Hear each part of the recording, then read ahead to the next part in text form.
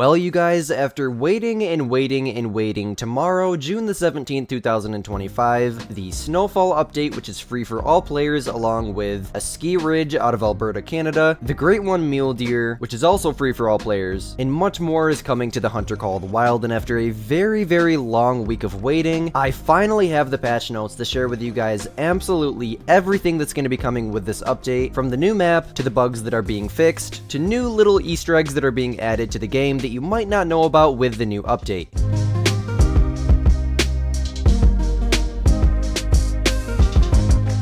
Now, this is straight from the Hunter official website for those of you guys that may be wondering, and the very first thing that we're greeted with is the beautiful picture of a moose with the snow on his back, snow falling in what's obviously a ski ridge, and scrolling down here to the header, we see Snowfall Update Patch Notes, June 16th, 2025. Like I said, this is the day before release. Now, starting under the Alberta Hunting Preserve header here, now it reads, on June the 17th, a ski ridge hunting preserve will open its doors to all hunters. Snowy and frigid landscape, 19 animal species including the North American beaver and the Manitoban elk, 13 unique missions, and more await the brave in Alberta, Canada. Under the paid content highlights here, we have the species list. If you would like to pause the video and take a look at that, you're more than welcome to. Otherwise, I've made a YouTube short on it, showing a visual with all 19 species in the game. The new collars that are going to come free with the preserve, meaning they will just be in your inventory as long as you purchase the new map, will be the Northern Pintail collar, the Snow Goose collar, and the Wood Duck collar. We are getting a new lever action rifle along with this map, the LaPerriere Outrider 3030, a new reserve quest line, and the new features of this reserve are deep snow. The snow in a ski ridge is deep and compacts as players and animals move through it, which is extremely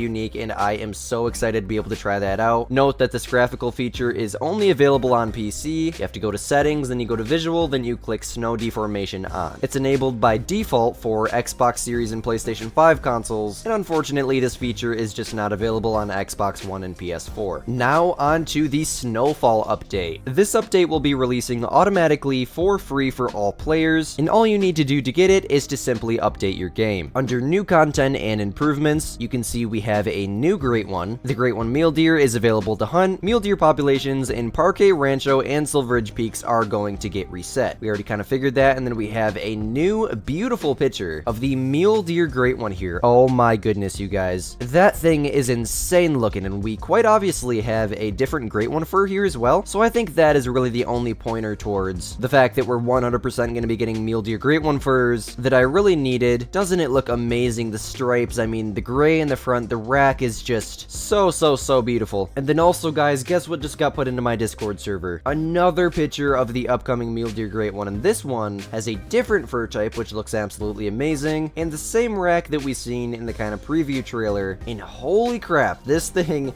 oh my gosh, you guys, this thing looks amazing. Just the pink nose, the blue eyes, it's just absolutely stunning. The giant atypical mule deer rack. Looks like something out of Hunter Classic, to be fully honest, but holy crap, you guys, I literally could not be any more excited. Moving on to snowy animals. Before I read this, I do want to let you know this does apply to any map in the game that has snow on it, so Medved, Yukon, probably the mountains of Sundarpatan when it starts snowing. That's going to be something for us to go try out, but any map that has snow on it, snow will now accumulate on animals. Under new multi-mounts, there are 2 new multi-mounts that have just been added, one for the new North American beaver and another for the mule deer. Let's freaking go. I've been waiting for a mule deer multi-mount for literally years. We are going to be getting a new outfit. The Buffalo Plaid Utility outfit, themed after the snowy wilds of Alberta, is now available for purchase in the in-game store. We are going to be getting a new world map. I covered this in my last video on the upcoming update. I'll just go ahead and throw a screenshot up on screen of you guys of what it's going to look like, and if you want to learn more about it, definitely go check out my last video on the upcoming update. It reads that the world map has been completely redesigned to accommodate more locations in the future. So this is a huge pointer towards the fact that the game is going to be updated for many years to come, and we have more maps in the works besides just the one that's already confirmed for winter of this year. Now, the DLC library bar. Some players will see a new bar on the main menu which displays currently owned and available DLC packs. This bar is currently currently in testing and will only be available to a limited group of players. Now, how you get that bar on your screen, I don't know, but that's definitely going to be something I'm going to have to figure out. Under animal improvements, let's go. We got a lot to read here, my friends. For bighorn sheep, as we already know, their models have been redone, new fur variations were added, and all existing fur variations were redone. All Truax horns have been replaced with the new, more realistic models. Scoring ranges have been revised based on the new models. The old models will still be present on trophies acquired before this patch. And also, new audio calls were added for the bighorn. Under pronghorn, once again, as we already knew, their models have been redone. New fur variations were added, and all existing fur variations were redone. So we have new fur variations. Good to know. All Truax horns have been replaced with the new, more realistic models. And then once again, the old models will still be present on trophies acquired before this patch. And some new animations were added. Nice. Under the mountain goats, their models have been redone. Existing fur variations have been redone. Certain animations have been redone to match the new models. New audio for calls has been added. Moving on to the Canada geese here. Their models have been redone, as we already knew. New plumage was added, and all existing plumage variations were redone. The rarities of certain existing plumages have been rebalanced, and once again, they added some animation improvements. As we already knew with the gray wolves, their models have been redone. New fur variations were added. They added new and improved calls, and extensive fixes and improvements to wolf animations and behaviors. Good to know. The Grant caribou, renamed to differentiate from the woodland caribou, their models have also been redone. They've recreated all previously existing fur variations. They added some animation improvements, and yeah, I believe the Grant caribou would be the ones that are in Yukon. And then for the mule deer, obviously their models have been redone. New fur variations were added, and all existing fur variations are redone. And then the Tibetan fox, models and animations were adjusted to use the same skeleton as other foxes. And reindeer out of Medved got renamed to mountain reindeer for more clarity. Nice. Under tutorials, they've made multiple improvements to their existing tutorial pop-ups, including they enhanced their look and feel, made it easier to dismiss the tutorials, and they added the ability to change the keybind for dismissing tutorials. Under equipment, the 30-30 ammunition has been retuned to improve muzzle velocity and reduce wind resistance. The existing elk collar will now also work for the Manitoban elk. Oh my goodness, look at all the bug fixes, you guys. Holy cow. This is what we needed right here. This is a whole list of bugs.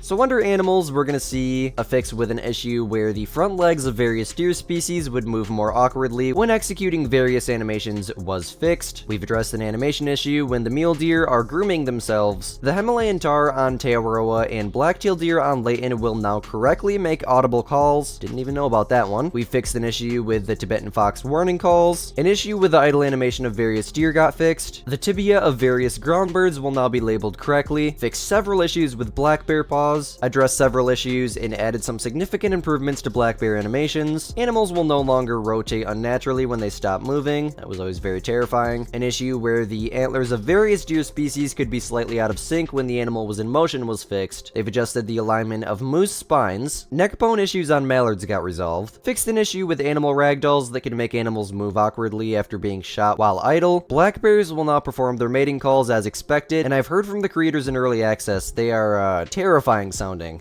We've made improvements to animal pathing around water to reduce rare cases of animals running through water. An issue that could cause fly-high geese to behave erratically was addressed. Fixed a problem with the claws on Iberian wolves. Improved the transition and flow of white-tailed deer jumping animations. Animals will no longer rapidly gain speed after changing running direction. They've addressed an issue with the animation that could happen with aggravated capercaillies. Various issues with grouse animations were fixed. They adjusted the level of shininess on black buck's fur. Under audio, they've optimized some insect noises on Virunga Savanna to improve performance. They fixed an issue where the sound for building a hunting structure didn't trigger properly on several reserves. Under customization, removing a scope from a customized rifle using the storage cache will now correctly keep its custom look until you attach another scope. Under dogs, we fixed the number of locations in Reventuli Coast where dogs couldn't find good spots to wait outside for the player. They addressed several issues with dog behavior around various locations in New England mountains and Emerald Coast. Well, what I'm not seeing here is the the issue where dogs coast extremely far behind you, which is very, very annoying. And for me, I mean, my dog will be swimming halfway across the lake for no reason. I don't know, maybe there's more to it that they fixed. There's only really going to be one way to find out, and that's going to be to try it out. Under equipment, the 45 Colt flat nose, hardcast, and the 45 Colt full metal jacket ammo is no longer marked as rifle ammo for the 410 and the 45 handgun. We fixed an issue that forced lever action rifles to fully reload if the rechamber animation was interrupted by looking at an invalid target, an issue with the alignment of the model on the Zarza 15-223 and the Zarza 308 rifles were addressed. They improved animations for the bolt traveling when firing the MN 1890 rifles. They fixed visual issues with the drilling rifle that only appeared when seeing the gun on other players. Corrected M1 animation issues when moving and hip firing. Addressed an issue causing rain sounds inside tents during snow. Visual issues that occurred when reloading the Hudsick rifles were fixed. They've addressed an issue where it was possible to start aiming with the Strandberg 10 gauge semi-automatic before it had finished the reload animation. The SXS 20 gauge is now more accurate with slugs in the reflex sight. They addressed several animation issues on weapons that use the 308 ammunition. We've fixed minor accuracy issues with several weapons, the Solikin, the Zagan, the 7mm Magnum rifles, the Kuso, the Coleman, the Zarza 10, and the Martensen 6.5mm. I probably botched like half of those gun names, but bear with me. EW does not exactly make easy gun names. Under gameplay, the tracking distance displayed on the harvest screen will no longer be incorrect. Rapid follow-up shots now consistently hit animals. Reacting to a previous shot, wolves will no longer occasionally get into grounded blinds to attack the player. Never had that happen, but it sounds chaotic. We fixed an issue where players weren't able to load into a reserve at the tent closest to their last position. Under graphics, they improved the quality of some shadows, particularly on smaller objects. That's always nice. Under multiplayer, we fixed an issue where another player's ATV would float around if they fast traveled away while riding it. They corrected a bug that occurred when a server host tried to harvest an animal that another player was already harvesting, causing multiple issues for both parties. We fixed an issue where the clay shooter in Selswiesen Park could stop working if players tried to activate it at the same time. A crash that could happen if the player disconnects while setting up a new multiplayer game was fixed. They made the error message that occurs when disconnecting while trying to join a multiplayer session on Xbox more clear. They fixed a rare issue where players might see an unclear error message if they were disconnected from the internet while trying to join a multiplayer game on Xbox. We've optimized several texture assets to improve performance. They fixed an issue that could occasionally cause the game to crash during gameplay on Xbox. Under system, they addressed an issue where respawning at an outpost after being knocked out could cause the camera to clip through the terrain. Keybind changes will now be saved correctly after the first time if the player tried to change keybinds multiple times during the same session. An issue where the game could soft lock after attempting to load the backup save data on PlayStation was solved. We fixed an issue that could cause the game to crash if players switch profiles while loading the game on Xbox. We've addressed the crash that could occasionally happen when disconnecting a controller on Xbox. We fixed a small memory leak that could occur when checking for input devices on Xbox. An issue that could cause the game to freeze if the user switched profiles while the game was suspended on Xbox was fixed. Signing out of an Xbox profile in a trophy lodge should no longer cause a crash. Under trophies, the Gantier rifle will now fit properly on the trophy stands in the Sasika Safari Trophy Lodge. We fixed an issue with the David vs. Goliath multi-mount. Under UI or user interface, we fixed an issue where multiple game invites from the same person would persist in the Apex UI. They adjusted the outfit preview pictures to remove white outlines. The Rangemaster 338 Championship rifle will now display the correct stats. The tooltip for the Green Wing Teal decoys on the world map is now correct. They optimized the HUD for rendering to improve performance. And then last but not least, under the world, they fixed an issue with some water in the Ticino region of Hirschfeld, and I think I'm saying that right. They cut down some errant grass growing in an odd place near the Brindleton Pit Stop outpost on Emerald Coast. Animals in Emerald Coast and Sudurpatan now drink closer to the visible water. They fixed some object clipping issues in various locations around Emerald Coast. Various collision and item placement issues around Sudurpatan were fixed. They fixed the visual issue with the stairs outside of the Pawa outpost on Sudurpatan. Players can no longer get stuck in haystacks outside of the Shitol Guan outpost on Sudurpatan. Water layout blind placement should work properly again in Reventuli Coast. They grounded a floating tree outside Ret's Notch Hut in New England Mountains. They fixed some collision issues with several lookout towers on Te Awaroa. And last but most definitely not least, they've addressed some collision issues in various locations around Silver Ridge Peaks. Well, my friends, that was absolutely everything that's going to be coming with the brand new Snowfall update, literally less than 24 hours away as of recording. recording this, and oh my goodness, you guys, look at this beautiful picture of the Mule Deer G1. I actually downloaded the picture for you guys so we can get a way closer look at it. Just an absolutely gorgeous deer. The rack is just on another level of insane. The fur looks amazing. It almost kind of looks like a tiger. I mean, the hooves, the ears with the obvious new Mule Deer remodel there. And then in the background, you just got the beautiful, beautiful Ski Ridge hunting preserve that's going to be coming out tomorrow, along with the brand new map. Hey guys, if you enjoyed today's video, definitely let me know down below by smashing that like button and subscribing, as YouTube tells me that over 80% of you guys are not subscribed to the channel. My goal is to get that margin over 50%, that is half participation, by the end of 2025. And also, my goal is to reach 10,000 subscribers by the end of 2025. And we just broke 8,000 subscribers, I believe like 8,100 by the time of recording this. So do me a favor, if you haven't already, definitely go down there and smash that subscribe button. As always, my name is Squid, you're watching Squidster Outdoors, and we'll see you in the next one.